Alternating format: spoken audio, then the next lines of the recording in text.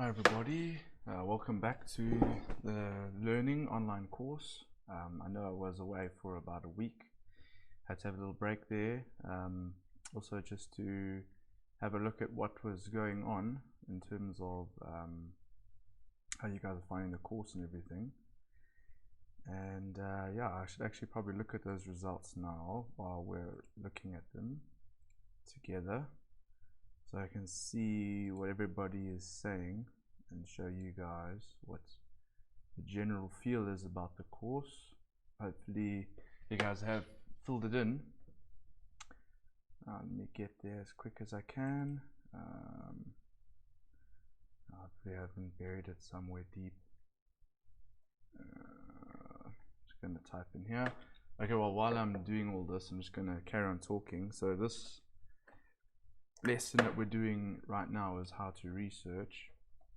Funny enough, I'm doing the research right now, try and find this Google form. And yeah, so today we're basically going to learn about how to research. And the first question that you'd obviously want to know is why? Why is it important to research? I'm just going to try and find this.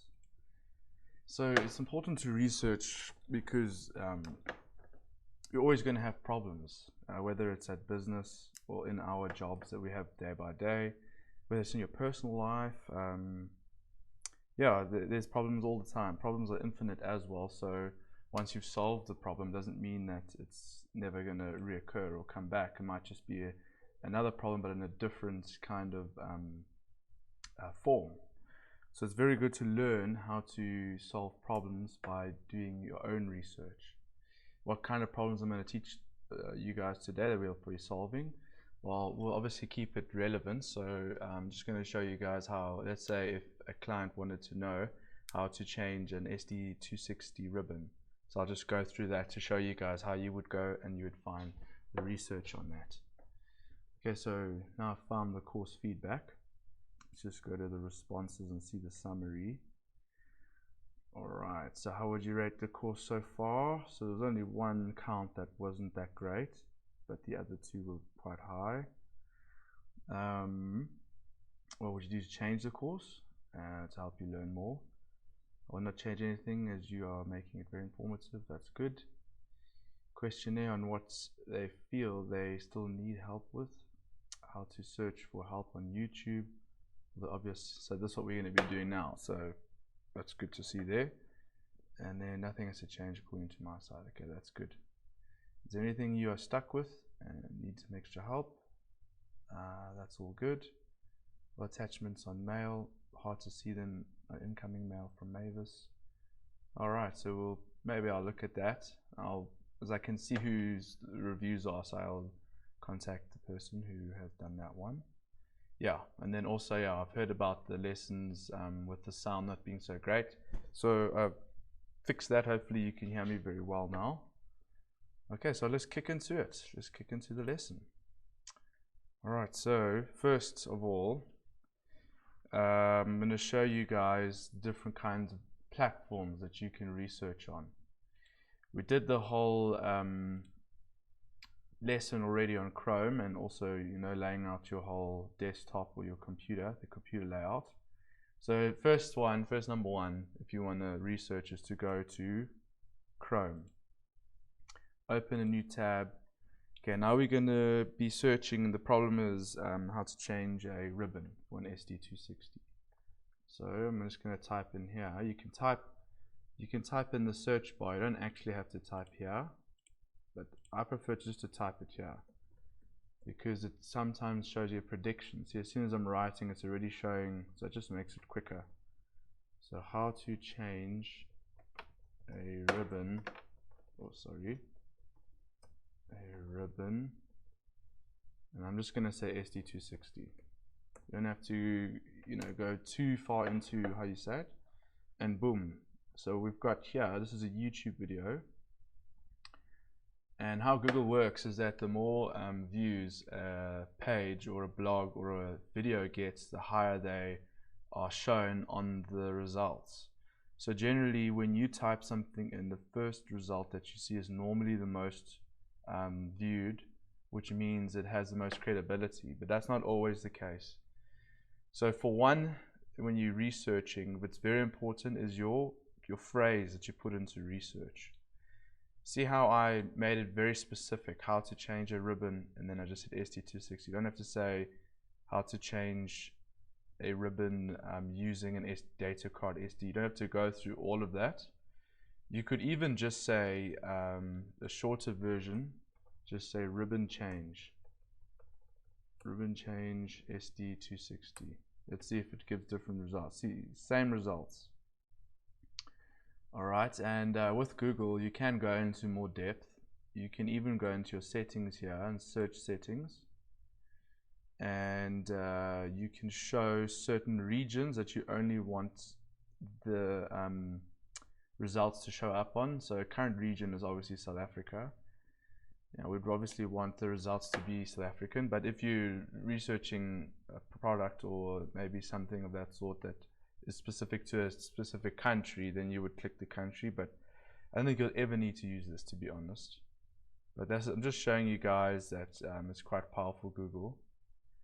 Okay, so do you see how, when I'm just going to click back so I can go back to where we were.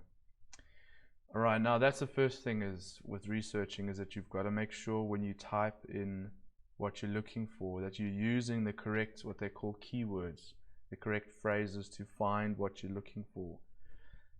If you don't find what you're looking for, let's say if I just typed in SD260 and I just said change, see, it still comes up with a ribbon. So it's obviously a keyword, as you can see there, change. If I don't put change in and I just say SD260, you'll see now I'm going to have to search through all of these pages, like the Entrust page, or this one's an Entrust data card one, so yeah, probably links back to the Entrust page.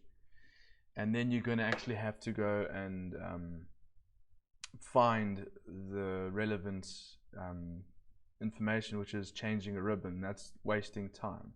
So it's very important that when you research, you be more specific. So even if I typed in just SD260 ribbon, it's not going to give me what you call it, okay, but it might over here. See, so you're already getting closer. It's a lot better, the results, than looking at this result. We just say SD260. I mean, there's not much. Okay, and then another thing I'll show you in Google is you'll see here where it says all.